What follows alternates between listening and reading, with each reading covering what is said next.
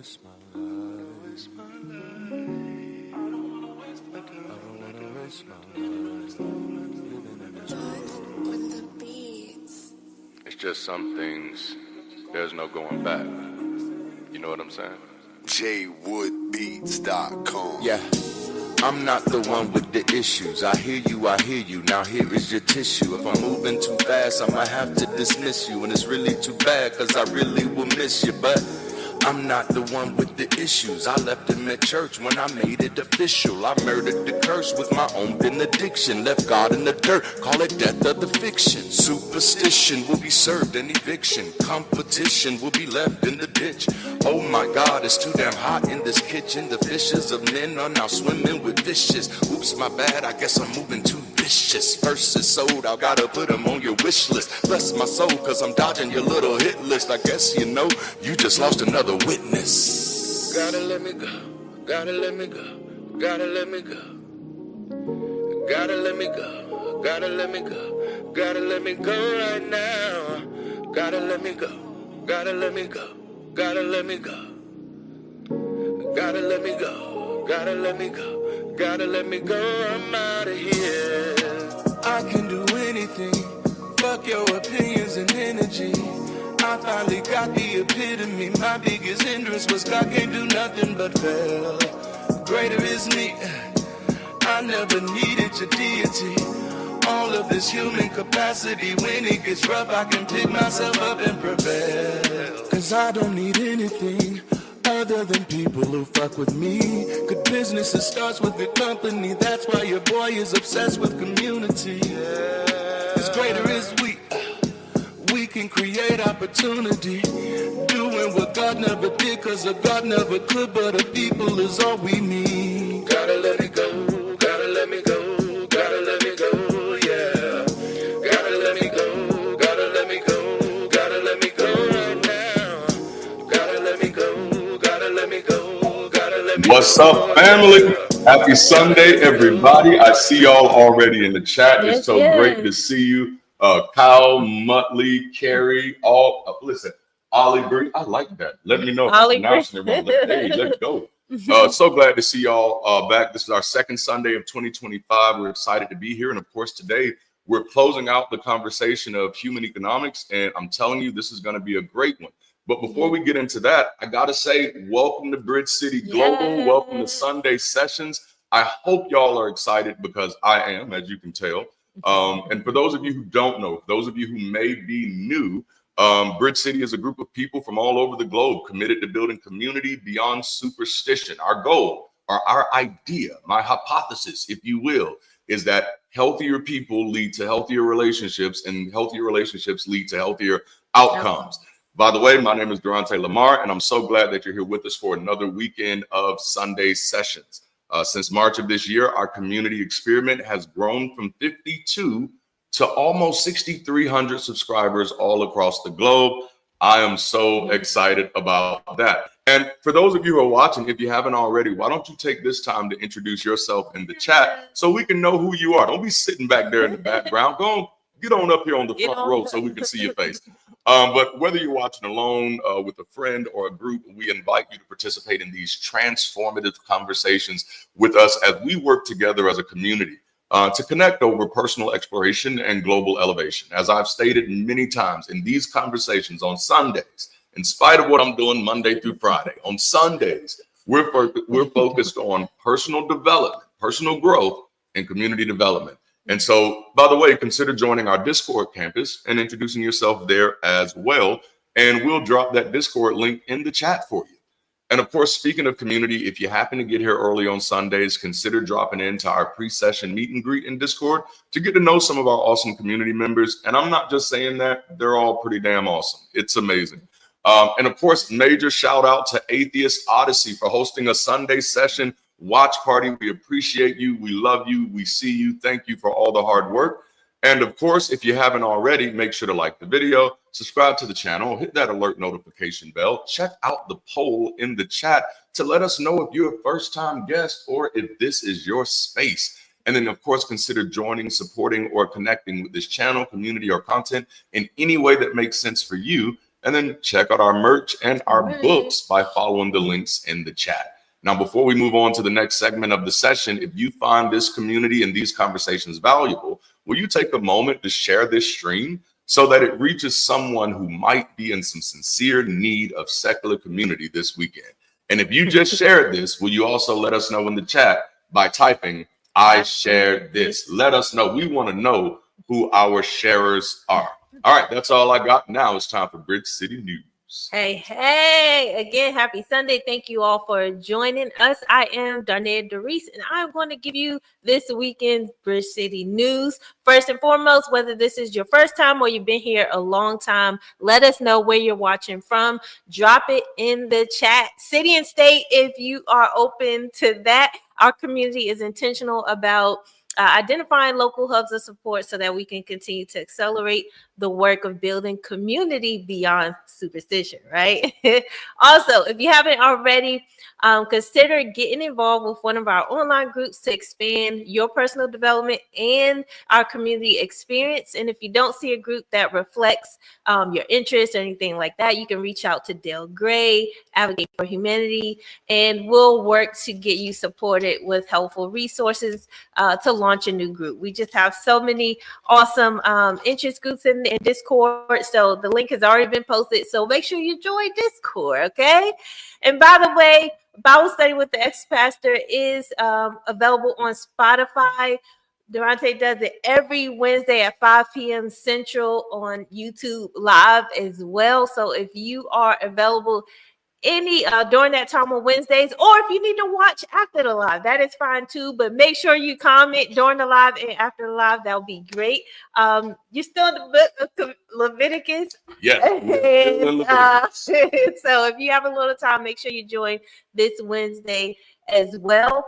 Also, exciting news. We're coming to Raleigh. We plan to come spring of 2025. If you're anywhere near that area, 2 to 3 or even 4 hours away, if you will, to travel that little bit long, let us know in the chat. We would love to meet up with you. We would love to do a big event. So we do have a crowdfunding set up for that. If you want to help donate just financially, even if you're not in the area, that would help. And we'll drop that link in the chat as well. This will help us to support the event. It will help us to do different things that we want to do there. We want to do a live Bible study with the ex-pastor, even the call-in show. We want to have some fun things going there. So depending on how we can do it, is how we're going to plan it, okay? Yeah, right? Yes. Just be straight up. So make sure you tune more in for that. But you can also support by getting some merch. As Darante said, there is some Raleigh merch that's dedicated to that, and so you can help that way. Yes, it is. And in Discord, there is a channel called BC.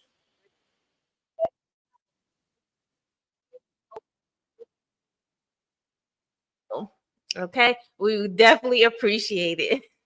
Also, if you would like to join the rotation of the Weekend Warriors to make these sessions possible, if you have about 3 hours to spare on Sunday and Wednesday to contribute time to our live shows, we would greatly appreciate that support. So just let us know in the chat by typing "I'll help," and someone will reach out to you. We also will put the calendar link in the chat as well. It'll basically take you to the calendar. You can sign up for a Wednesday or a Sunday. If any issues, please let us know, or one of our moderators, and we'll try to get that resolved as soon as possible as well. All right. And if you are looking to get active and involved with BridgeCity Global, check out our guide of resources. We'll drop that link as well in the chat. So make sure you read over that. And you can join us every first Saturday Discord for our Bridge City Dreaming Community Development Series. It's been great turnout so far. So thank you to all who have been joining us on first Saturdays. And it really gives you insight on what's the ultimate goal. What do we plan to do? How do we plan to do it? It's really a good breakdown to engage, ask questions, and meet other members as well.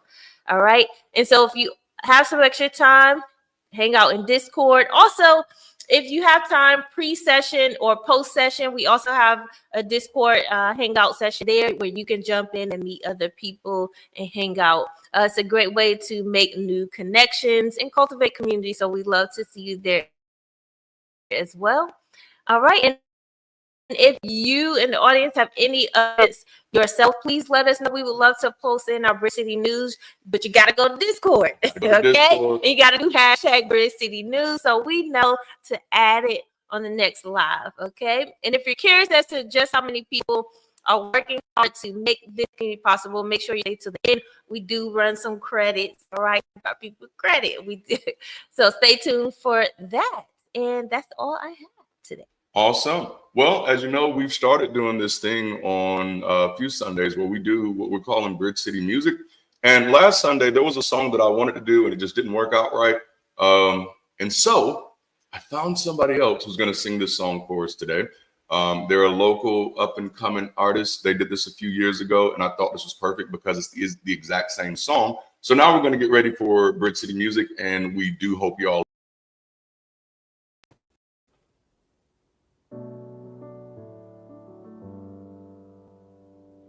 You shouldn't love me, don't waste your time.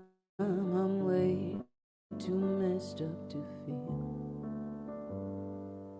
Go find somebody who's just as kind. I mean and shallow, you see. What I heard around here confirm my fears. You see yourself in my heart, but you won't get far. With my cool, I can't give you something I can't find. 'Cause I've been searching for a feeling, haven't found it yet. Hope I don't regret it. And I've been searching for a feeling, and I got every reason to feel. Tell me you want me, tell me you need me to love you. 'Cause I've been searching everywhere. Tell me you want me, tell me you need me to love you. 'Cause I've been searching everywhere. You shouldn't be there when I fall down. I can't say I do the same. You shouldn't tell me I make you proud. I don't deserve any praise. I hang you dry, can't tell you why I don't see myself in your arms. 'Cause you won't give up my cool heart. I can't give you something I can't find. I've been searching for a feeling, haven't found it yet. Hope I don't regret it. 'Cause I've been searching for a feeling, I got every reason to feel. Tell me you want me, tell me you need me to love you. 'Cause I've been searching everywhere. Tell me you want me, tell me you need me to love you. I've been searching everywhere. I've been searching, I've been searching, I've been searching everywhere. I've been searching, I've been searching, I've been searching. Oh, I've been happy. Sure you live, you've been just as messed up as me. I've been searching for a feeling, haven't found it yet. Hope I don't regret it. I've been searching for a feeling, and I got every reason to feel. I've been searching for a feeling, haven't found it yet. Hope I don't regret it. And I've been searching for a feeling, I got every reason to feel. Tell me you want me, tell me you need me to love you. Oh, tell me you love me, tell me you need me to love you.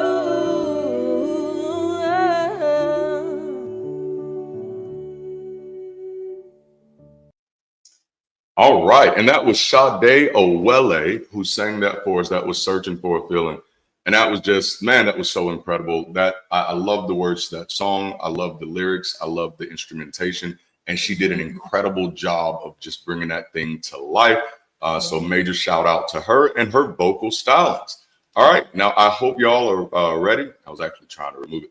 I hope y'all are ready for this. This is the final conversation in the Human Economics series, where we've explored the utility and practice of cooperative economics. Over the past few weeks, we've intentionally stressed how every action, from watching videos to financial contributions, is a step toward building a future grounded in humanistic values. Every small supply plays a vital role in helping us fulfill our mission of building community beyond superstition. The big point is to inspire and challenge our community to see the potential for cooperative economics to create meaningful, sustainable change, starting where we are and with what we have. One of my hopes is that throughout this series, these conversations have helped you to see value in your community contributions. Years ago, while working with several Black empowerment organizations, I became mildly obsessed with the concept of nation building. When objectively and sincerely interrogating the history of Black people on the North American continent, quite a few things became uncomfortably clear. Now, without going down that rabbit hole of profundity, I do want to pull some concepts from my nation building days that I feel are highly relevant to today's conversation and to this series in general. Yes, and some of those concepts are self-determination. With self-determination, all in all, is the process by which a person controls their own life. You're taking the control in all aspects. And when you're talking about government or society, it's also the process by which a country determines its own statehood, informs allegiances, and government. Another concept, self-government, which you may have heard self-governing as well. And that is a system in which the citizens of a country or a smaller political unit, such as a state, rule themselves and have control over their own affairs. They are free from external government control or outside political authority. And that last one, self-sufficiency. And that is the quality or condition of being self-sufficient. And that is needing no outside help in satisfying one's basic needs, especially in regard to the production of food. And so you're ultimately emotionally and intellectually independent. Yep. And so these concepts were very, very key, especially when organizing community for the Black empowerment movements, Black Power, all that stuff. But I realized that much of what the Black empowerment communities were fighting for, they didn't actually have the discipline to develop. Yeah. It was Dr. John Henrik Clarke who lamented in his last speech before his death that perhaps we had shouted nation building too soon. And for those of you who've never heard of him, that speech is still on YouTube. I believe it was called Pan-Africanism or Perish. And that's where he made that statement. But it was that perhaps we had got caught up in the sensationalism and never really truly confronted the foundation of what we needed.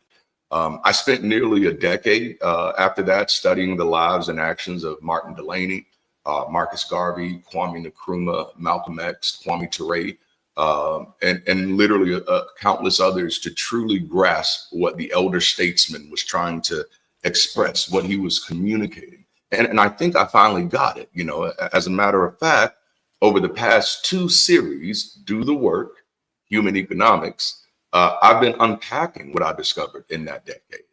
And that is that community is the foundational building block of liberation. Community is the foundational building block of social justice. Community is the foundational building block of global change. It's not ideas, it's not vision, and it's not even money. The foundational building block of anything we want to achieve, accomplish, or attain is people working together to make it happen. So with that being said, as we close out this series of conversations, would you help us spark some fire in the chat by typing "creating the future" in the chat? Will you go ahead and type that? That's the name of today's conversation, Creating the Future. Let's get some fire in that chat so we can get this conversation started. And I truly am excited about this. So we'll start here with just talking through the framework of our own community, right? So let's talk through our current economic structure to kind of build this conversation. Right now, our current economic structure is based on three things primarily. At-will donations. Oh, that is beautiful. I'm seeing it out there. At-will donations, ad revenue, and sales revenue. That's the basis of our economy as BridgeCity Global. Members give as they can, which helps to ensure inclusivity regardless of financial need. So, ever since we've even started talking about financially supporting BridgeCity and financially supporting the work that we do, we've always made it abundantly clear that if you can't afford to, don't. Yeah. Because there are more ways to add value, which we'll continue to talk. I think we've been talking about throughout this entire series. We talked about that in the Do the Work series as well, but there's more than one way to add value. But donations are one way, and we get those through super chats. We get those through random cash apps. We get those through every now and somebody go to the PayPal, whether it's the BridgeCity PayPal or it's my PayPal, they'll go there. But we also have patrons, which are also, there's at-will donations. People can choose to give whatever amounts they want to give monthly, and that's between them and their pocketbook, and they can cancel it whenever they want to. They don't have to come talk to the church secretary and say, hey, I want to change how much y'all taking out of my account. And that's one of the things that I do absolutely love about Patreon, and I love about the YouTube membership program, because for a long time, I was stressing out about like, how would we approach giving as a secular community? Because it's not invasive. It's right. It's not invasive at all. So it's just like, bam, we'll just let it be like it is. People can give through Patreon, whatever they want to give. People can give through YouTube, whatever they want to give, and people can do their super chats. They can do their cash apps and whatever else. And it doesn't have to be much more of a conversation beyond that. Right. And I absolutely love that. So that's been beautiful. Sharon Good, hello family. I love it. It's funny because no one's watching your podcast. You know how sometimes in the smaller churches, it's so-and-so gave change. Oh man, they used to talk about it, right? Like especially in the more traditional churches, which was actually, I hate to say it, they were actually doing it right. It's sad to say, but they were doing in the traditional churches every Sunday, they like pull out that little bulletin that shows exactly how much was in offerings. Yeah. And we raised, it was $25 from Sunday school, number one. And then the young people Sunday school, they raised and then the ABYPU union, they had another 15. And then the old folks. So you name it all. But what they were doing, as boring as it was, it's actually what they were doing was being fiscally responsible. Yeah. Which was saying they were being transparent. Yeah. Which what was raised and what it would be used for. Right. But those churches had dwindled down so much by then that there really wasn't much. It was just boring by then. But yeah, so at-will donations, that's a part of our current economic structure. Everybody who donates contributes to this economic structure. But also ad revenue. And as a matter of fact, ad revenue, right? You forgot that was a thing. It was a real thing. Like it was boring as fuck, right? But like we were kids. I mean, I was a kid. That's why I was boring to me. Yeah. I'm sure the people who were actually very intentional about building that community, they were paying attention, But ad revenue is actually the largest stream of economics we have as BridgeCity. Them dues, you remember them? That's right, them dues, man. Oh my goodness. So community engagement on YouTube directly generates revenue. Y'all see Aston? That's Aston. Directly generates revenue, emphasizing the power of participation, which is why every time we do remind people like, hey, if you can't afford to give, don't feel bad. Because honestly, if you're watching, you're supporting, you're engaging, like everybody just hit the heart or the 100, like just real quick, hit the heart, hit the 100, hit the celebration, hit one of the mugs. Because every time you do something like that, you're actually generating revenue for our community. You know what I'm saying? Like that, to me, that's the most beautiful thing in the world, that nobody has to feel like they can't contribute if they're not financially there. Like this is the most inclusive form of community that I've ever seen. And technology has made that possible. So I gotta tip my hat off to tech. But you know what I'm saying? But that is like, to me, that makes me I'm excited, you know, because that doesn't stop people who can afford to give from giving. It just makes it inclusive for everybody. It gives you know what I'm saying? Various ways. Oh my goodness. I just looked over and saw Carrie Ann's comment, always felt like a meeting of the water buffaloes, and you just took me all the way back to the Flintstones. Oh my goodness. That's exactly what that was though. Okay, I'm sorry. I'm sorry. But yeah, so there's ad revenue and then there's sales revenue. Books and merchandise support the community while spreading our values and messaging. I think y'all have realized by now, I got 99 problems, right? Name one. But it's not just me. Like, I'm a writer, but I'm sure we have other writers in this community. Yeah. And those are things we can empower. Those are things we can support. Those are things that help us create an even stronger economy. All right. So that's my spot. Yeah. And some of the future additions that we're looking to expand into even more are sponsorships and cooperative pledges. So with sponsorships, those will be partnerships with aligned organizations to fund and promote community goals, because we're all about partnership. Darante always, even his years in pastor, talked about partnership and really demonstrated that goal. It's funny because some people are funny with partnerships. They can't always handle it, or they think, oh, someone's gonna take over this, and then it's like, no, partnership helps expand things, and it helps it to do that in a quicker way. Yep. And we hope to also get cooperative pledges, and that's commitments from members and partners to pool resources for specific initiatives. When we come together and give our pool together and do that on a consistent basis, we're able to do more with that. And basically what those are is, as we continue to build community in local places, right? So we're going to be in Raleigh in April. The goal is not just to be in Raleigh and then forget it. The goal is to establish some real strong relationships in Raleigh so that we can start building a BridgeCity local campus in Raleigh. And then we're going to move on to Chicago or Detroit. And the same thing would be there, to build to establish some strong relationships with some people, so we can build a BridgeCity local campus there. Or even if it's not a BridgeCity local campus, a campus that's associated or affiliated with the Bridge, however they want to do it. And then when we go to Portland, we want to do the same thing. And then when we go to San Francisco or LA, we want to do the same thing. And then we're going to rinse and repeat and do the same thing next year. Pick some other places and keep these things going. And the goal is to, as we have those budding communities, as we have those communities building, that those communities create a cooperative pledge back into the main community that allows us to support the entire network. And that, I've seen that system work personally. I think we talked about it a little bit last week when I worked for the Southern Baptist Convention. Yikes. But that is a similar organization that they have with all of their regional churches. All of the churches within a region make a decision. It's not obligatory. Make a decision to commit anywhere between 1% to 5% of what they have to the main organization, which empowers resources for all of the churches in the region and allows them to have disaster recovery programs, food and service shelter programs, and so thrift stores, absolutely. So it's and ultimately that's the power of cooperative economics. I didn't mean to interrupt. Oh, you're fine.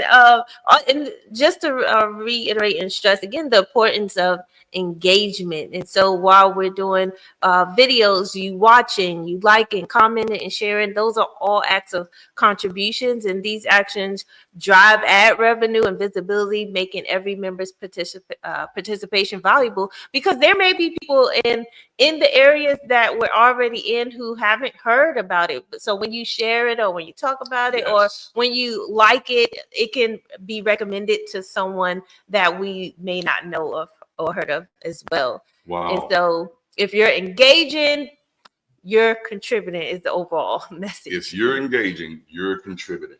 Welcome, Joyce. We thank you for loving the channel. We love you. fundamentalist Pentecostal here. I've been down there, was a Christian for 35 years, but turned atheist 20 years ago. Wow, that is amazing. We are so glad to have you here. And yes, Kyle, I love thrift stores too. And Carrie Ann said today on Christy Burke's newest video talking about needs for community outside of religion, I dropped the link here for people looking for online community. Wow, awesome. Major. Thank you, Carrie. That is beautiful. Drop links to channels or videos and message boards often. That is beautiful. Wow. Me too, Joyce. It did it to me too. Studying the Bible. Dang, the deeper you go. It's funny because I keep seeing channels that pop up talking about Bible study and faith journals. And I'm like, are they reading? Like, are they only reading certain parts that sound good? Because I'm like, if you start to, even from the beginning, like, I never realized until we started breaking it down and reading it again, like there was two different Genesis stories. It was never taught to me like that or preached like that. And so I'm like, what are they reading? Where they're and people have war rooms and war closets, and I'm like, why are you praying for a war in the new year? I had a war closet. That was my prayer closet. I did that. I was one of those folk. I believed that I was supposed to tithe my day to the Lord. So I wherever I lived, I always had a space dedicated to pray.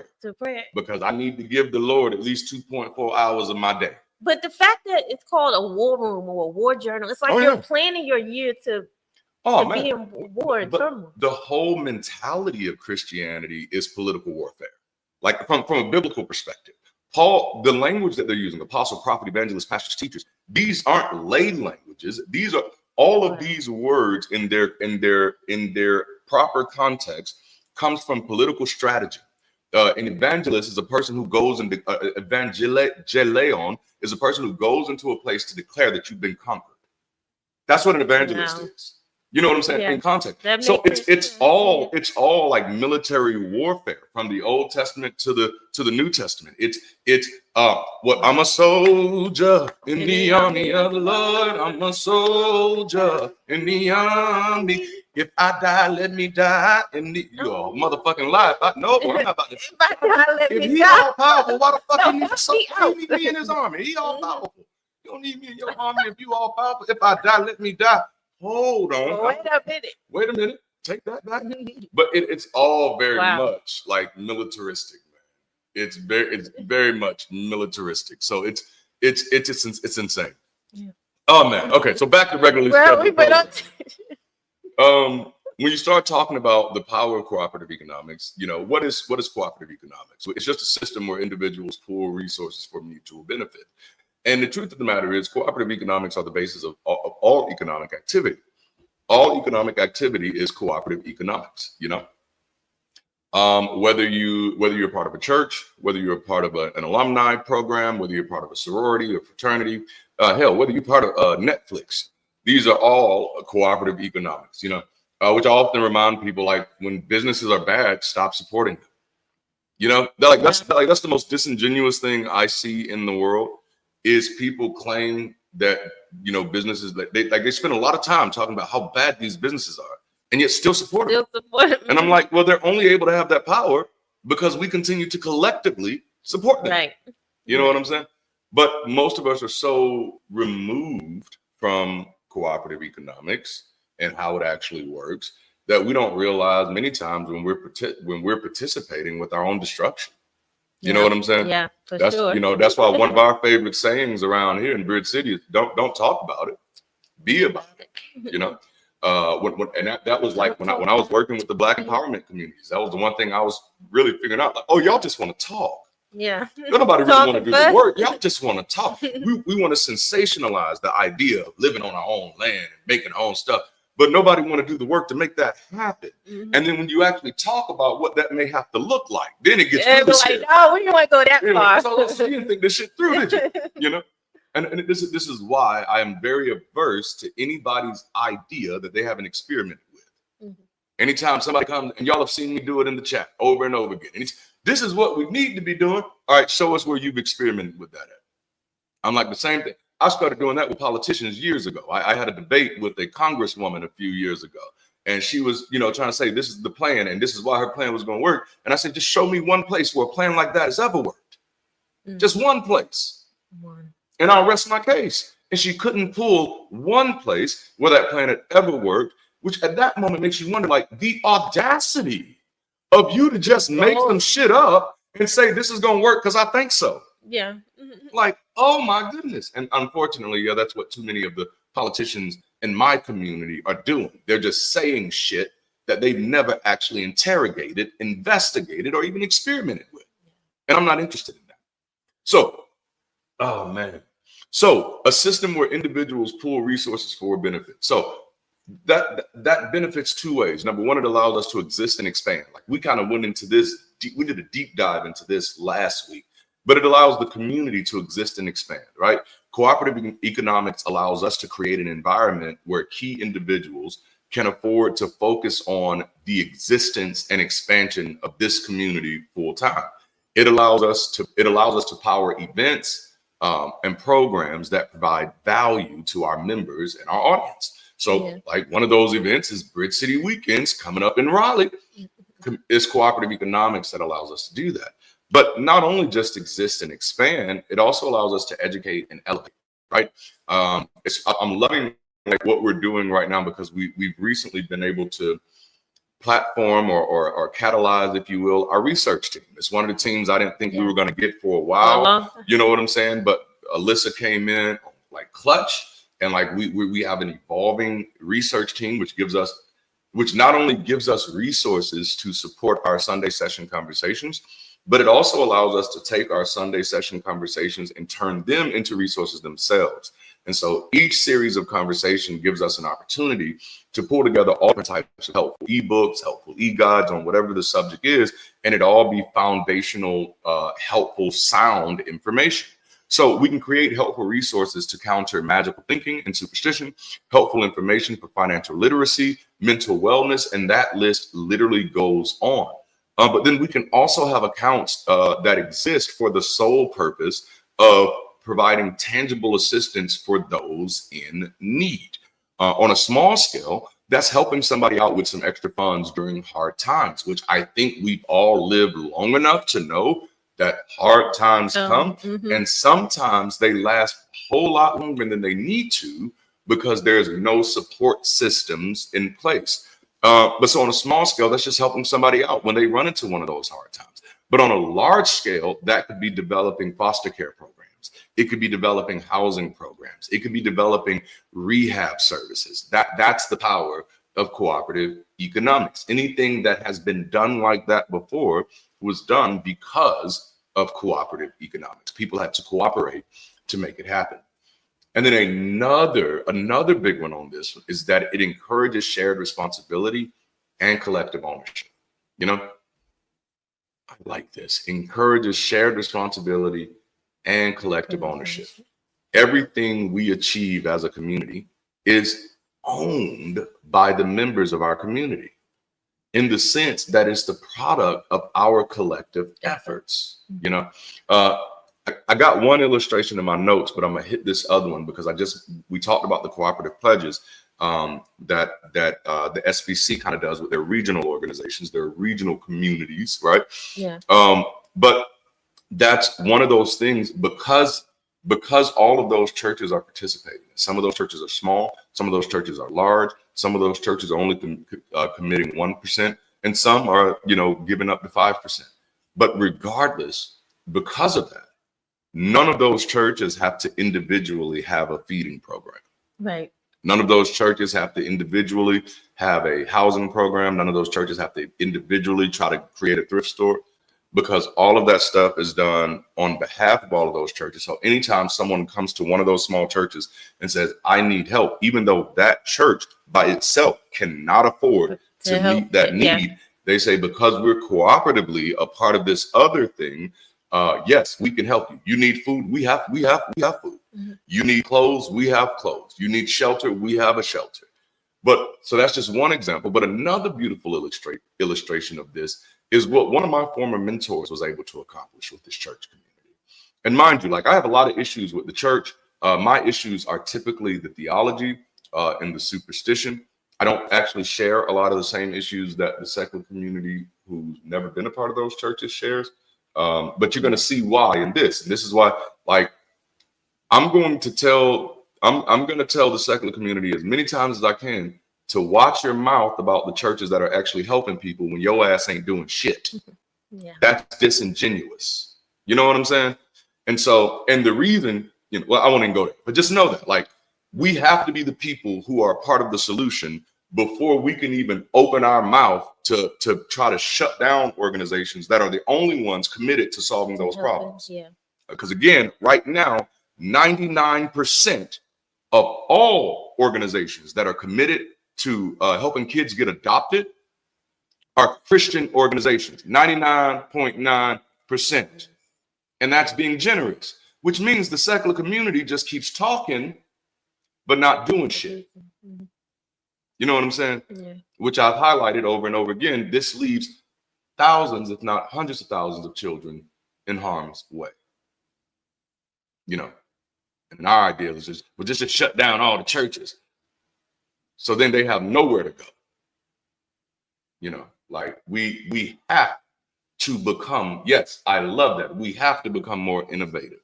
So a beautiful illustration of this is what one of my former mentors was able to accomplish with his church community. They employ roughly 200 members of the church. That's not including contractors, which are typically musicians and sometimes cleaning support. Members of their church, get free and reduced childcare and tuition for their pre-K through 12 school. You know what I'm saying? Their church houses an indoor skating rink and soccer field freely available to their members for special events.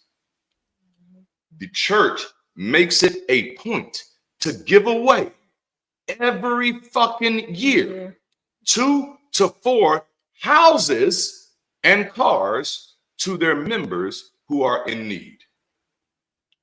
That's cooperative economics. You know what I'm saying? Yeah. That's cooperative economics. That's what happens when people work together. The purpose of community is not just feeling good. The purpose of community is doing good. And this is something like I've sat in so many rooms in the secular community where nobody seems to be doing well or doing good. Yeah. Where our conversations are so much around our trauma. And I'm not hearing many conversations around our solutions. Yeah. You know what I'm saying? Mm-hmm. And so I'm watching people like, they're like, I can't understand why I'm so depressed. It's because this is the shit that you keep talking about. Yeah. This is the shit that you keep focusing on. None of the shit that you're focusing on actually helps your life. None of the shit you're focusing on actually helps you become more safe. Mm-hmm. You know what I'm saying? Yeah. That's why I say community isn't about just getting together and feeling good together. Community is about having the power to make a difference in the areas that matters to you. Man, that's good stuff. That's really good.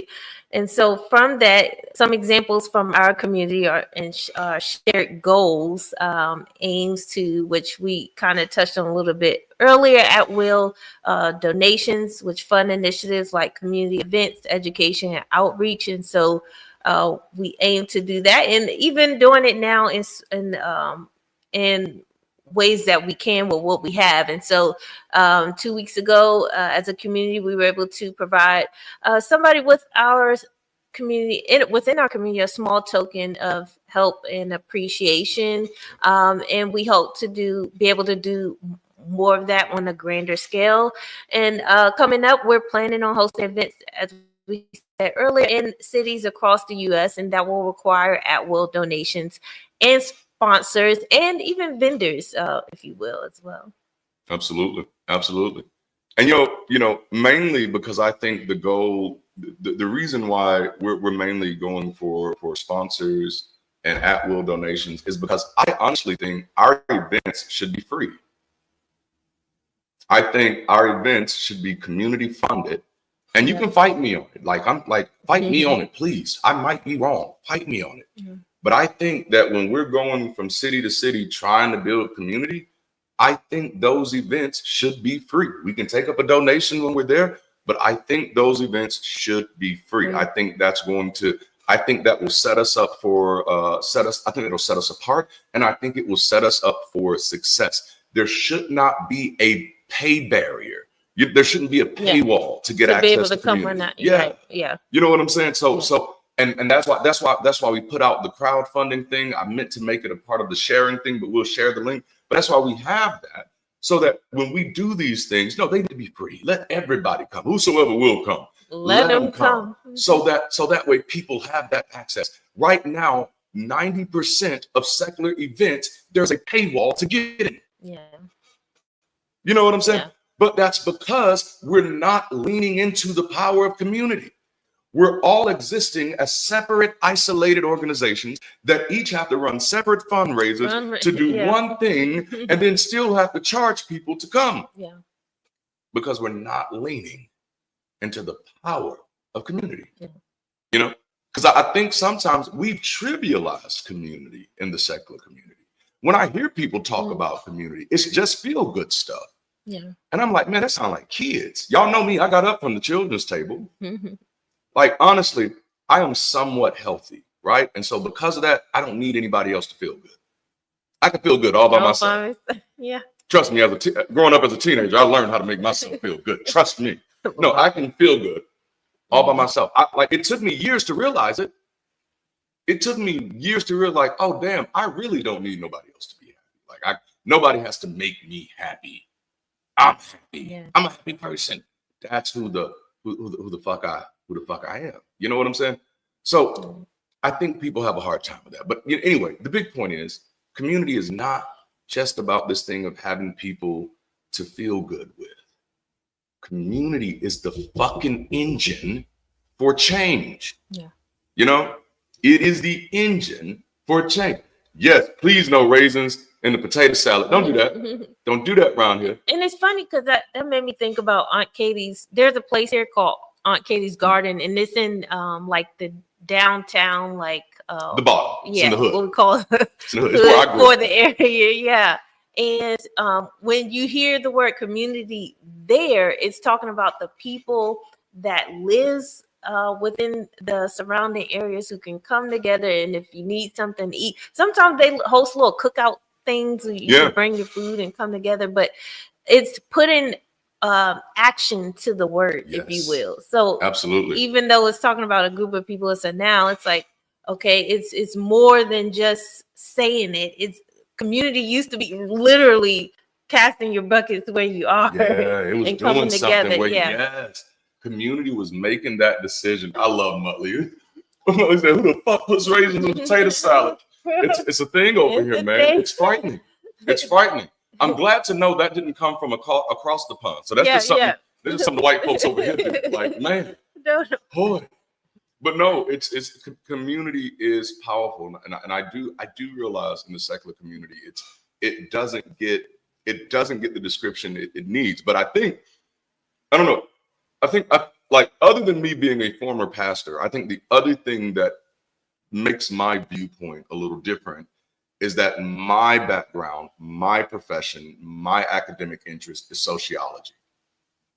So because social science is where my focus is, I am constantly interrogating people activity and what the outcomes long term. Y'all know I'll always say, let's take the long view of history, because many times life looks really bad when you're taking the short view. But when you're able to take the long view, like, oh my, it was learning how to take the long view. That's the reason I'm not mad at all white folks. Now, if I was just taking the short view, I'd be pissed off at every fucking white person I see. Just thinking that, man, life is worse than it's ever been before. But because I've learned how to take the long view of history, as a sociologist, I see beauty where most people can't. Yeah. Because most people are too close to the trees to see the forest. I see evolution. I see progress. I see advancement. I see we were born into a chaos, into a void of chaos. where we were we're animals, right? Like, would you brought up the word entropy a lot last entropy, year? hell yeah. Like, this entropy, man. Like, this is what we're dealing with. But yeah, how did I get there from I want these to be free? Because not much in the secular community is free. Yeah. Not much that brings the community together is free. Which, of course, just to be absolutely honest, since we are talking about economics, there is no such thing as free. It's either paid for or funded. That's how that goes. Yeah. And community is able to fund things a lot quicker than individuals can. Yeah. For sure. But Christians don't dare ask why they're leaving. Right? Yes. I love our community. Our community rocks, man. Yo, funny. Okay. So mutual support is another thing that we can do. So ad revenue and merch sales allows those without financial means to contribute through engaging our content and promoting our products. So I cannot stress this enough. Supporting the content is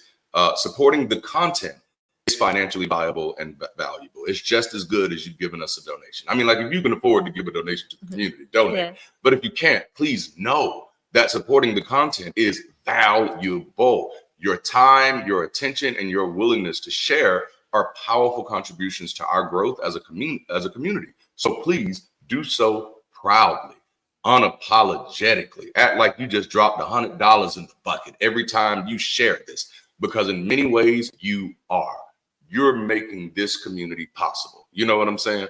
Like, that's in ways like that people who are not doing online community don't have that option. Yeah. You know, like, 'cause I think about the times when I was at a church, you know, when I was pastoring, like, and of course I was the type of pastor who loved everybody regardless of what they gave. But there was only two things you could do to be valuable to the church community, and that's either give or volunteer. Or volunteer. You know what I'm saying? You Get involved. Or you got to volunteer. But here, like, because of what technology has done, you know what I'm saying? It's different now. So just by watching, you're creating revenue for this community. Just by liking, like, again, let's all just hit the reactions again. Let's just hit a heart, hit a 100, hit a celebration, hit a laugh, hit them all. Treat them like Pokemon. Got to catch them all. Because even when you're doing things like that, that's like dropping money in the collection plate. That's to me, that's so powerful. Man, yes, I love that. Wow, not just me, but others financially is what works for me. I don't always have the physical mental spoons to give myself. That is beautiful. Oh man, right? All those tithes we pay could be a good time for the windows of heaven to open and pour out a blessing of California. And thank you, Sharon, for bringing for highlighting that, because we do have so many members in our community who are in California. And honestly, y'all, I'll be honest with you, I am aloof. I get so caught up in what I'm doing. I often don't even think about those things. But like people who truly support this community, like Kyle is in the California area. How are y'all doing? Please be mindful to send them you're in Southern California. Yeah. Anybody who's in Southern California, send them our thoughts. If you know anybody, send something. I was gonna say send water, but I felt like that was trying to be funny. But I'm not trying to be funny. I'm like, literally, like, send water. People get. That's one of the easiest things like community projects can do. Every time that there's been like a major disaster somewhere, I've been able to get people together and say, let's just get some water. Send some water. And I've seen some individuals set up their own GoFundMe links. Yep. So you may find some of those. Absolutely. Because every major disaster is an opportunity for the humanist and secular communities to show what humanism really is. You know what I'm saying? We can't continue to leave people dependent on the organizations with an imaginary friend for support. That's not going to help us get to a more progressive world. Many people are still believers because of the indoctrination that they've been introduced to, having to go through those people for services. So like I said, can't stress this enough. Watching, supporting, commenting, sharing, chatting, hitting those reaction things, they are valuable and they are viable. And we as a community, and when I say we, I don't just mean us, I want that to be the culture of our community, that every single member of this community appreciates every other member of this community, that we appreciate the contributions of our members. I want y'all to be grateful that people like Dale and Kyle and Muttley and Carrie, and that they're here every chance they get, and they're engaging because they're helping this community grow. Yeah. You know. All right. So, and then there's also the weird world. There's also the real world impact that we get to make. We can fund programs that support humanist education and advocacy, and we can create resources that empower others to build cooperative systems in their own communities. A major part of our Big Five in 2025 is having a missional focus. This is the reason why we're doing our best to get to Raleigh in April. We don't exist just to have conversations, nor do we exist just to build community for the sake of saying, look, there's a community. Yeah. No, the goal is to create community catalyst centers that produce healthier people, that build healthier relationships, that produce healthier outcomes. The goal is to become the catalyst of the change that we want to see, to enable and empower ourselves to create the solutions that we so desperately need. At Bridge City, we're not beggars, we're builders. We're not looking at anybody else to say, give me the world I want. At Bridge City, we are building the change we want to see. I love that. That could be a shirt. It could be, right? We're not beggars, we're builders. And that's those bars right there. Yes, I love that. So what are some emerging economic possibilities? We'll jump into that. So having a global impact of a humanist economy, where's my words coming? Economy looks like, in doing that, we can demonstrate a sustainable, inclusive model of economic growth as our community continues to grow and begins to grow legs in local cities and provinces across the globe. It will give us the opportunity to wrestle with modeling an economic system that works, right? We always want something that works and not shut down. So at the end of the day, intentional community is experimenting with the change you want to see. Having a global impact of a humanist economy also inspires other communities to adopt similar frameworks, creating a ripple effect of positive change. And so if we become the catalyst or the one that shows the example, it'll be a model for others to follow. Yes. And that's the thing of doing something different or being the first, or being innovative. Others, there are some who have to see it in order to believe it, if you will. They have to see it being done in order to feel like, oh, I can do that too. Yes. And so we can help do that as well. Also creating innovative pathways such as crowdsourced initiatives, sustainability projects, global collaboration. Which was that look like? So for crowdsourced initiatives, members propose and fund projects that align with our mission. When we're talking about sustainability projects, we're talking about partnering with green and ethical organizations to create lasting environmental impact. And so those of you who are environmentalists or who loves to study the environment, who have more information on that, you can jump in and get involved and help build that area as well. I'm just going to plug there. That's a great group to start in our Bridge City Discord. For those people who are passionate and are informed about ways that we can improve or ways that we can tackle environmental problems, that's a great group idea to have, because of course then as our group continues to grow, as our community continues to grow, your group can be the thing that begins to lead us in helping us understand what we could be investing in, supporting, or partnering in. Thank you, Muttley. $5, be the bridge. That is beautiful. Like that's and that's it. That's cooperative economics. And yes, this is a great area for opportunities for entrepreneurs too. Oh man, like you're getting in my notes, Carrie. You're all up in these notes. Okay. Oh man, okay. And so also global collaboration, and that is connected with international humanist communities to share resources and ideas.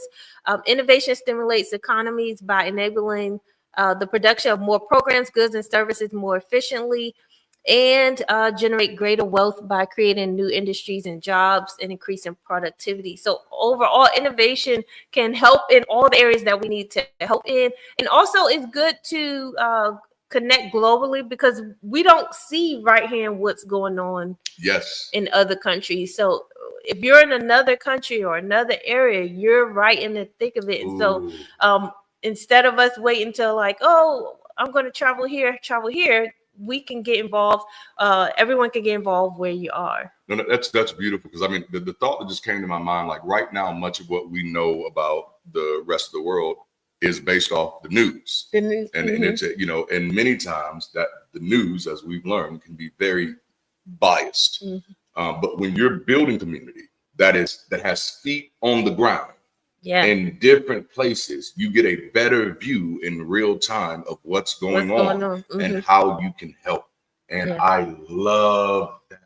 Yes, man. Yes. In other ways, innovation helps to stimulate economies and help grow. Is that in many ways it encourages entrepreneurship, and I know it was mentioned in the chat by providing opportunities for individuals to develop new ideas and bring them to the market, which further augments economic diversification, which we love. Right? Can I jump in there real quick? Every problem is waiting on an entrepreneur. Whether you're a social entrepreneur or a business entrepreneur, doesn't matter. Every problem is in need of an entrepreneur. You know what I'm saying? And that's why, like, I've learned over the past 10 years of my life that to get excited about problems. I like the problems that can't nobody else solve. That's why I'm focusing on community, because this is a problem that everybody seems to be talking about and nobody seems to know what to do. And I say, you know what? I'm uniquely gifted to speak to this area. I'm uniquely gifted to craft some infrastructure for this area. I am uniquely gifted to do some things here. And I'm excited about that. Every problem that exists, and I mean every problem, even if it's not a problem to you. Like, I've been pushing gaming a lot lately, but it's just because it's mind blowing to me that almost every parent in the 70s, the 80s, and the 90s was absolutely fucking wrong. You know what I'm saying? Almost every single one of them. Absolutely fucking wrong. Oh, I saw Philistines. That's hilarious. Absolutely fucking wrong. Because we now realize every problem is an opportunity for an entrepreneur. And that's exciting to me. That's exciting to me, man. And that's good you brought that up, because the innovation, it leads to technological advancements, medical breakthroughs, and digital transformation. So cancer is waiting on a social entrepreneur. You know what I'm saying? Oh my goodness. This is good stuff. All right. Is it my turn? I was not following along in my notes. I got so excited. And so when you think about the existence of platforms like YouTube, Amazon, Patreon, Facebook, and TikTok, these platforms, the existence of these platforms have challenged and changed the routes that people have into entrepreneurship. At work, I constantly remind my team of their overlooked value. You know what I'm saying? And I have a phenomenal team. Like, I had to part ways with one of them this week, and I mean, I literally had tears in my eyes because they didn't do anything wrong. Just got to move them somewhere else for a while. And I want to get them back because I have a phenomenal team. If I could take them all out of there and just start a new business with them, I would. So I constantly remind them of overlooked value in their lives. And perhaps stuff like that stands out to me because after the conversion, I was finally able to see value in my own existence and my own experience. So now I've kind of become like a dog with a bone with this thing, that when it comes to human value, I want people to see their value. And you know, I've kind of told you I'm weird, right? Like, I have really audacious and ambitious goals. I am ambitious. I am too ambitious by comparison to most folk, right? Like, I jokingly say, and it's only a joke because other people think I'm joking. I'm fucking serious. I want to beat Elon to Mars. Now, obviously, that happening. Whole lot of shit got to happen, but I want to do it. Not because of him or anything. I genuinely care about humanity and our ability to experiment and experience the universe beyond this planet. That's just a personal passion of mine.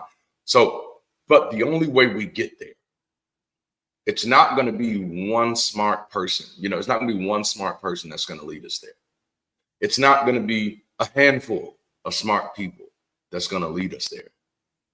We need more people, period, who understand and are willing to explore and experiment with their own sense of value.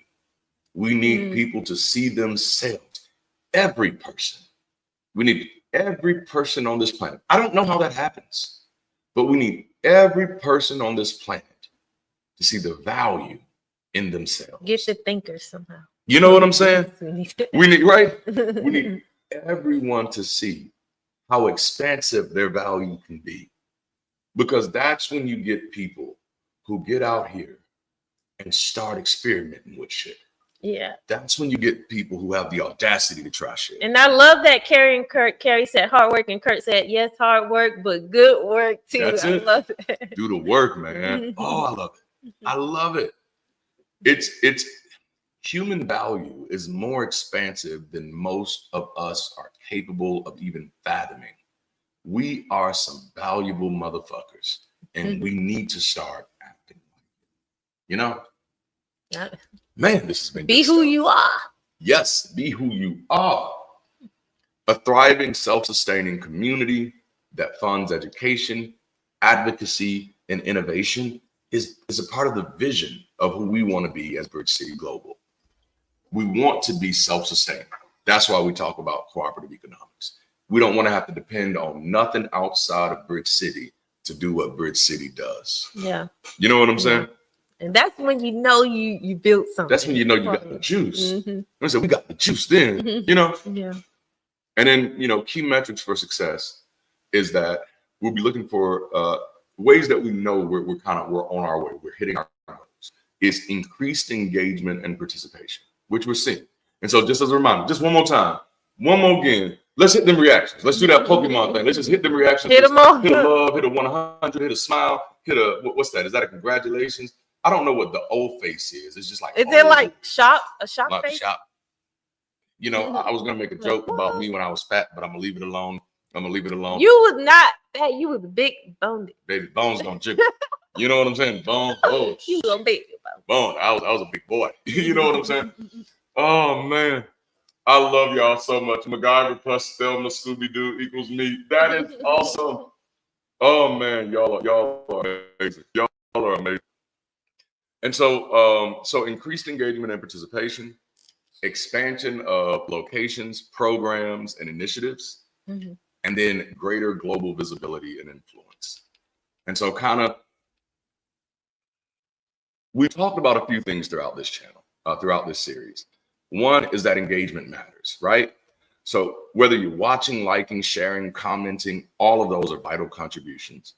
And we want to encourage all the members of our community to see their participation as a cornerstone of the community's success. I'm laughing because I looked over at the comments and Muttley said the old face is still my face with sausages.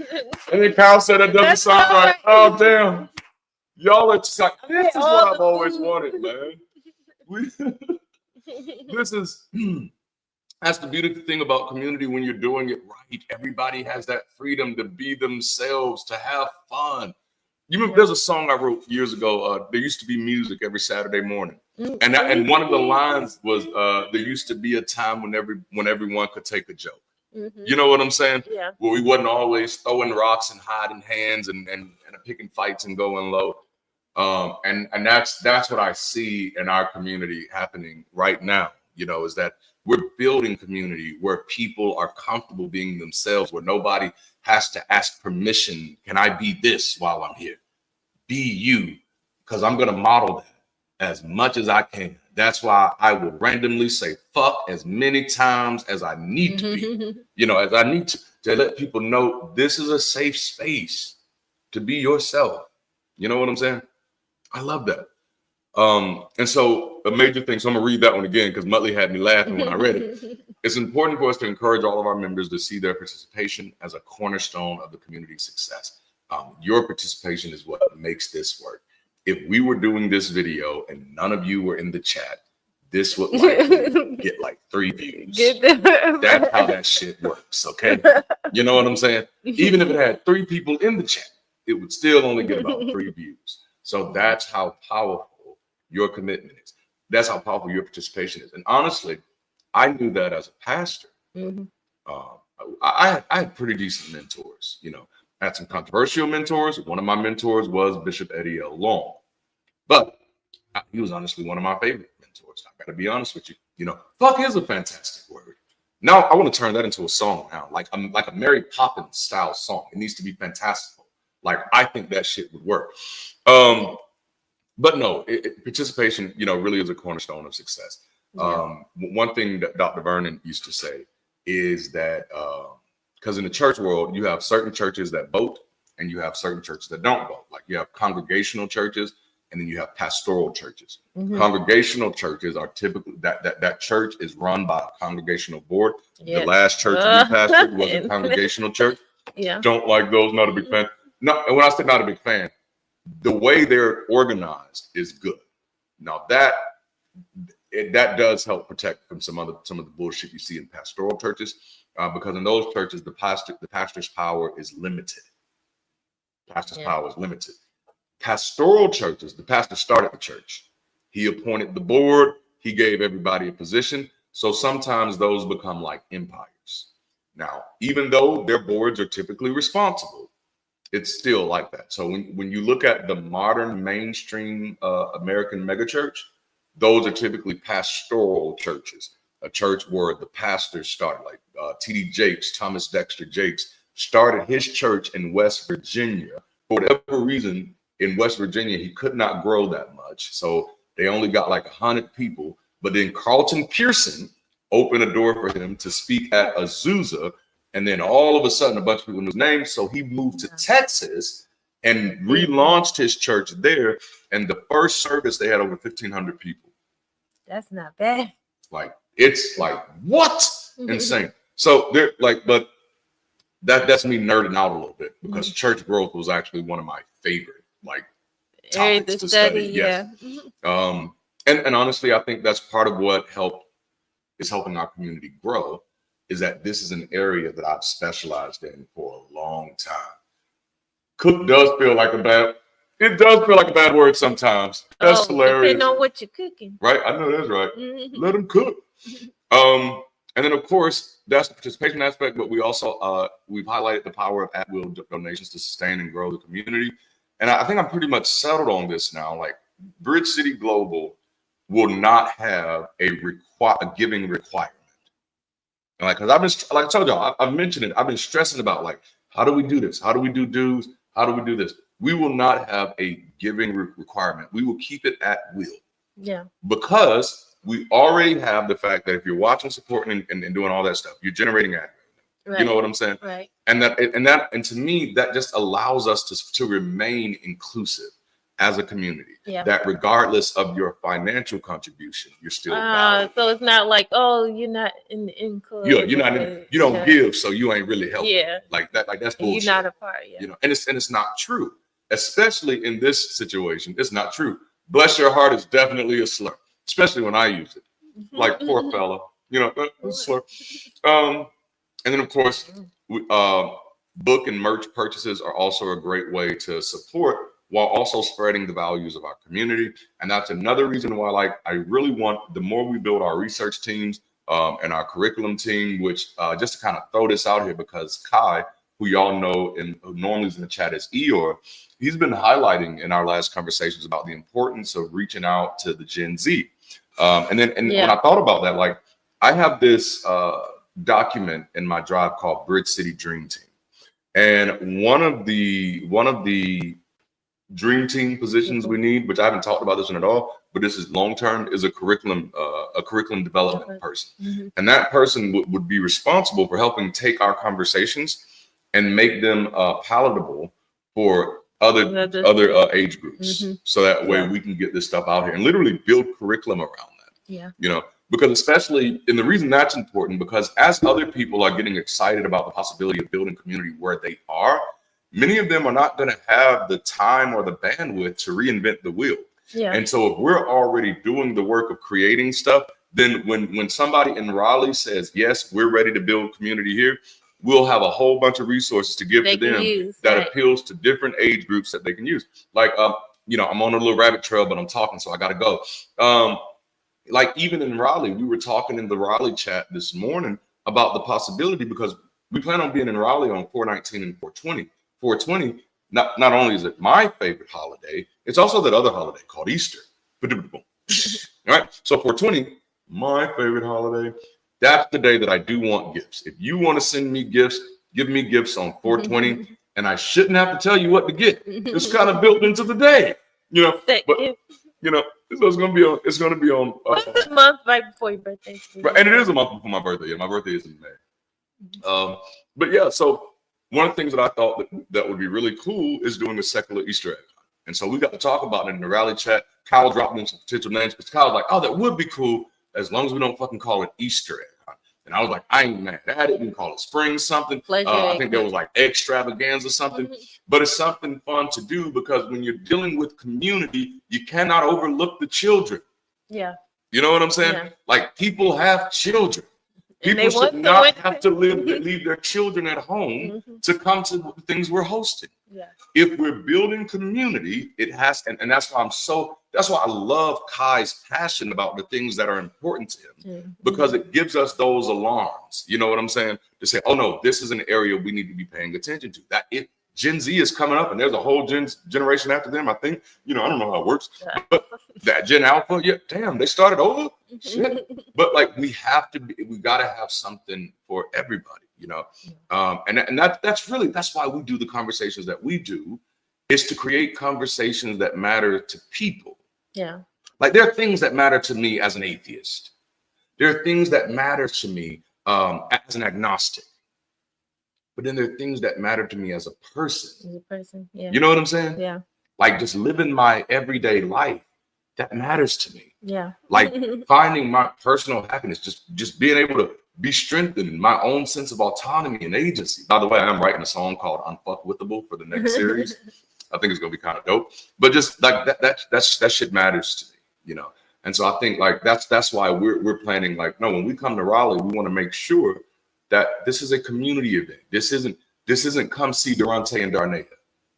You know what I'm saying? That's not what this is. Yeah. This is, hey, let's come together and build community.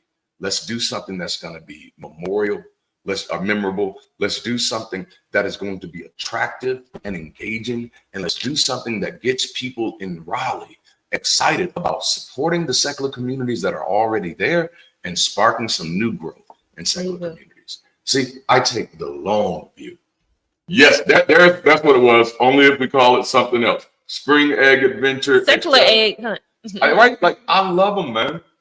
The plastic eggs are great, so you can mix up the content inside. Yes, you can put little encouraging messages in there for the kids. You know what I'm saying? Like there's all types of things. You can drop scientific facts in them. Like, hey, rabbits don't lay eggs. No, anything you want to do. You know, all types of fun things.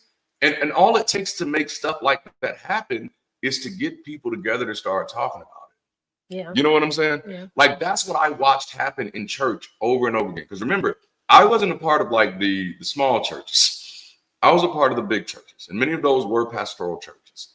But one of the most beautiful things I could see is how an idea could move from concept to reality. Without anybody having any specialized skills. You know what I'm saying? Yeah. Because most people who go to churches are just regular fucking people. They're not professional event managers. You know what I'm saying? Right. And that's not what the shit they do. They ask for McDonald's and Burger King.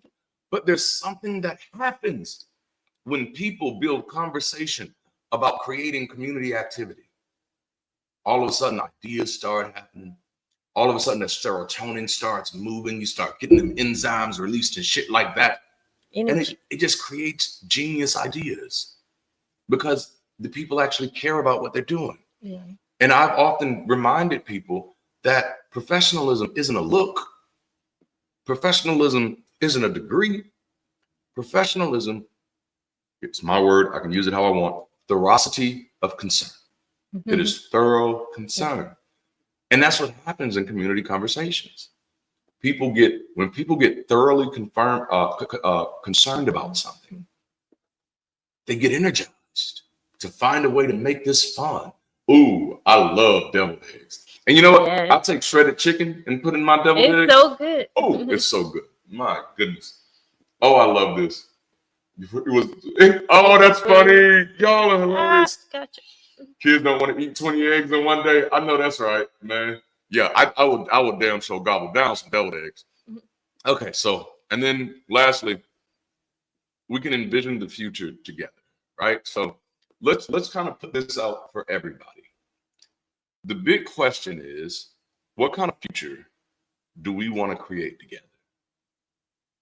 Like, especially when thinking about human economics, thinking about the power of community, what kind of future do we as a community want to create together? And I want us to kind of sit in that for a little bit, to breathe in that, to ask yourself, have you ever even been asked a question like that before?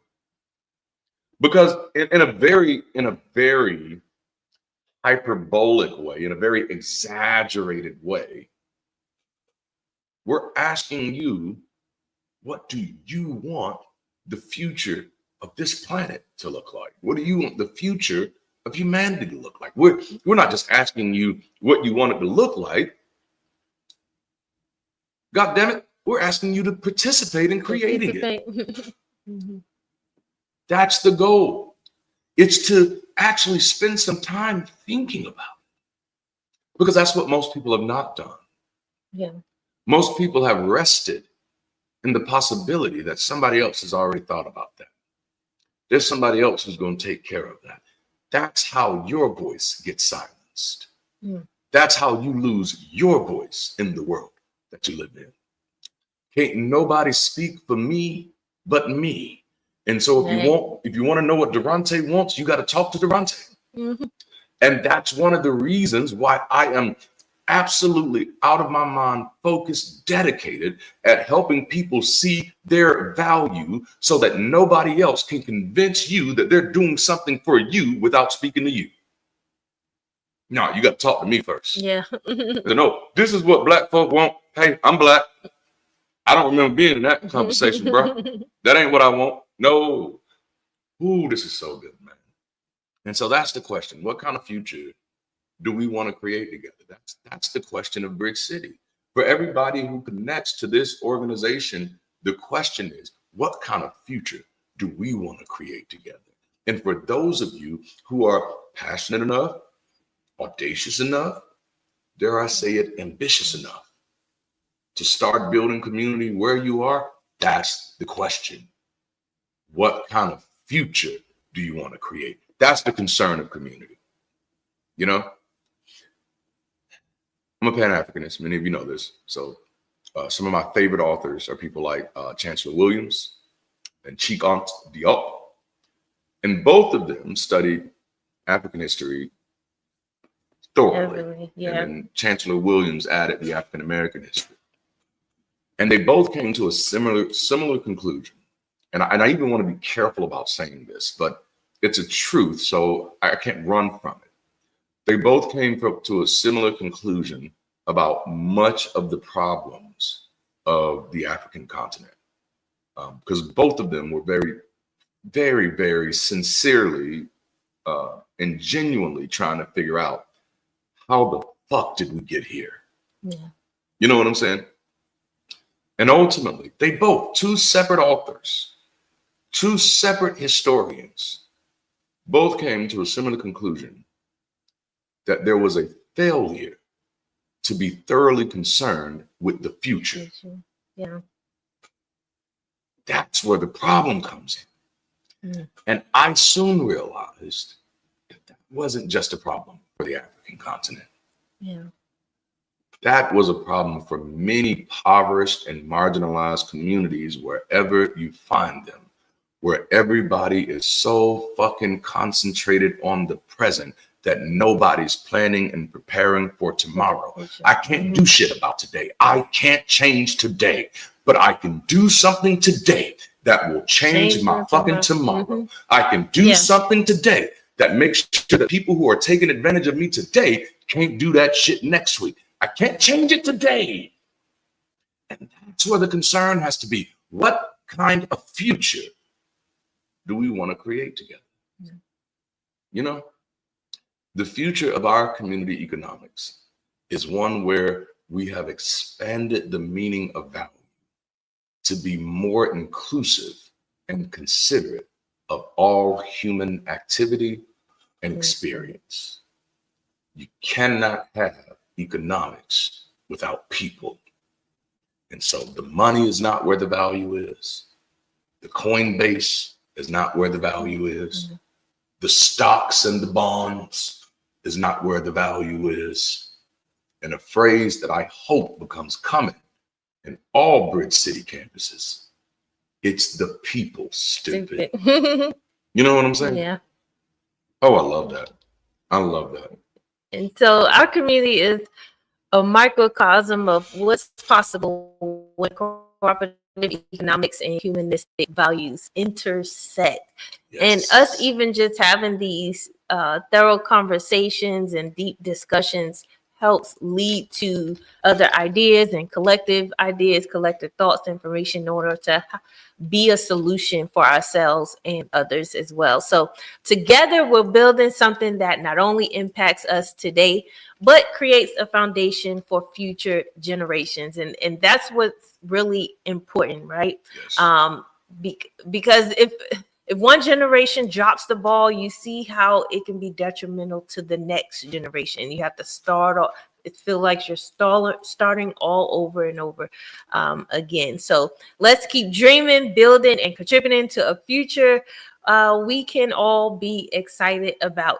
And emphasis on all, right? Yes. We're not trying to leave out one, including everybody, and being intentional about that. Absolutely. Right? You know, just when you talk about future generations, one of the things that's become very clear in my life, because, you know, I come from the charismatic Pentecostal churches, so we believe in generational curses. Yeah. I ended any generational curses when I started interrogating generational choices. Yeah. That's good. Whew. All right. So let's pause for a moment and speak directly to your heart and your mind. The work we're doing here at BridgeCity Global is nothing short of revolutionary. Together, we're building a community that moves beyond superstition, a space where progressive thinking, people-centric, and life-affirming values take center stage. This isn't just a place to gather. It's a movement to create a more equitable and progressive society. But here's the truth. A community like this doesn't grow or thrive without you. Your connection to the vision, your engagement, your belief in the power of cooperative economics and collective work, it all matters. Whether you're watching a video, sharing content with a friend, giving a donation, or simply showing up to be a part of the conversation, you're making an absolutely vital difference in the world we live in. You're helping us amplify a message that the world desperately needs to hear and receive. And let's talk about you. When you join this community, you're not just contributing, you're benefiting. This is a space where you will find support, resources, and inspiration to grow personally, professionally, and even emotionally. Here, you will be a part of a network of like-minded individuals who believe in the power of human connection and the potential of humanity itself. The unique thing about BridgeCity Global is we don't need a deity or superstition to care about or believe in the value of human life. Mm-hmm. It's the people for us.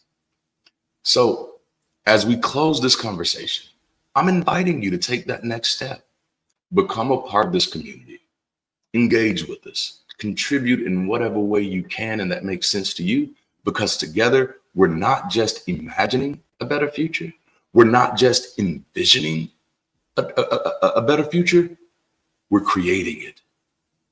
If you're ready to take that next step and join our community of progressive people, of progressive thinking, people-centric, and life-affirming people from all across the globe, committed to building community beyond superstition, all you have to do is type "I am here" in the chat. And when you do that, our moderators, they're going to find you and they're going to help you get in Discord, which is where we actually do community at. It's where we have the conversations. It's where we engage each other. YouTube is our stage. Discord is our campus. It's where we can actually interact with each other until we get a little further. Oh, man. And this is beautiful. This is beautiful. Yeah. By the way, we'll be, for anybody who did I Am Here, we will be posting the I Am Here, the You Are Here, sorry, ebook in the Sunday Sessions chat.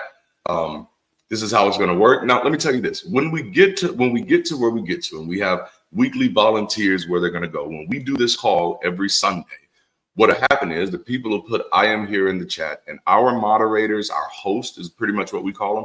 Our host will connect with that person and help them get into Discord, and then bring everybody who responded into Discord where we'll be able to meet with them. Y'all will be able to share information about the vision so that everybody can be connected. Man. Yes. And again, thank you so much for being a part of these conversations. Yes.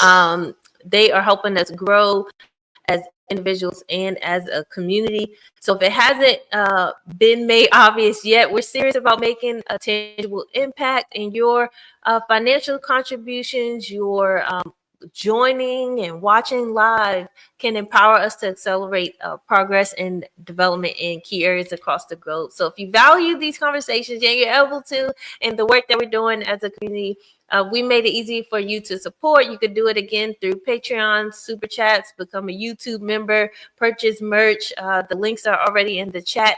And your tax-deductible donations will be used to support the mission of building community beyond superstition, both locally and globally. So thank you for those who have already done so in multiple ways. We also will have the link in the chat and the QR codes for anyone who is willing and able to contribute to what is most likely important, the most cause of our era. If you donate or you want to participate again in us going to Raleigh or any location this year, please consider donating and letting us know in Discord as well. Yes.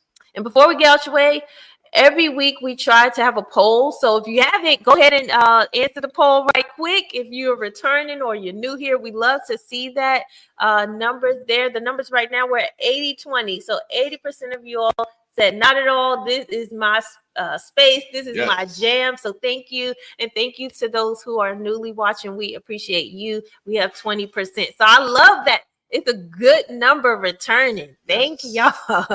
Thank you for being a part of the community and supporting these conversations. Our capacity is to make a difference overall. So absolutely. All right, and so I guess that's the end, man. Thank you so much for joining us for this week of Sunday Sessions, and we sincerely hope that you've enjoyed this conversation and that you're able to take something from this that personally impacts your life. Consider joining us again next week, and perhaps bringing a friend or hosting a watch party as we start a new series next week, which will be called Unfuckwithable. The first message of that series, or the first conversation of that series, is going to be called Crown Me, because next week is MLK weekend. So we're going to be in, because the whole basis of this particular series, Unfuckwithable, is to talk about how marginalized communities can turn the tide. And so this is going to be one hell of a conversation. You know, I might bring my black beret for this one. I might be in full Black Panther mode for the whole one. Oh, we should blackout. We should do a blackout, right? Because it's gonna be awesome. I think I have that. Do I have it? I don't think I uploaded the title. I didn't upload the title graphic, but it is in the slide, so you'll see it that way. We're gonna have a hell of a good time for the next 4 weeks in this series. We're gonna be talking about how to be unfuckwithable. Number one, as individuals, and also as communities who are trying to make a progressive difference in the world we live in. Remember to come back and add comments under today's videos so that others will be able to find these conversations easier. Let's let them know that Sunday sessions are on fire. Again, everything you're doing in the during the live is absolutely appreciated. It's great. It is wonderful. But what pushes these forwards after the live is we need some people to come back and drop them comments. And we're going to be calling you our fire starters. We'll call that the reception hall. The reception hall, right? And as a reminder, let us know where you're watching from. We love to bring the BridgeCity Global experience to more local communities, but we need to know where to get started at. And of course, join us on Discord, which has become the central campus for our growing online community. YouTube is a great stage for this community, but Discord is where we actually do the work of community. Every Sunday after these sessions, we have a group of members who spend time hanging out and building on the conversation. We love to see you in the mix today. So to help you out, we're going to be dropping a link in the chat. All right, community, it's been a wonderful day. This has been an incredible series. It's been an amazing conversation. But I think that's all we have for now. So until next time, keep rising and be the bridge. We love y'all. We'll holla.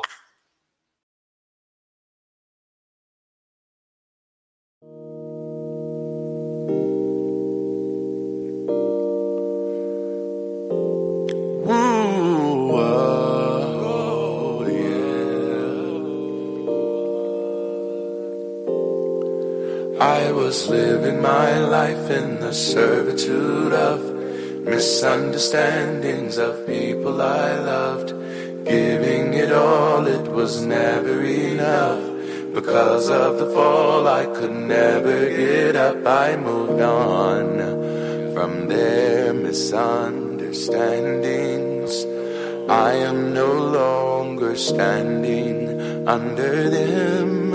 I was drowning, now I swim, 'cause I found the strength within. I don't need your absent friend, 'cause I got this, yeah.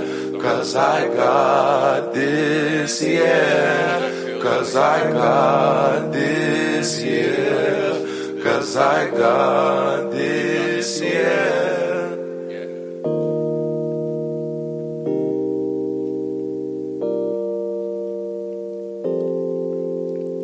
This is holy ground.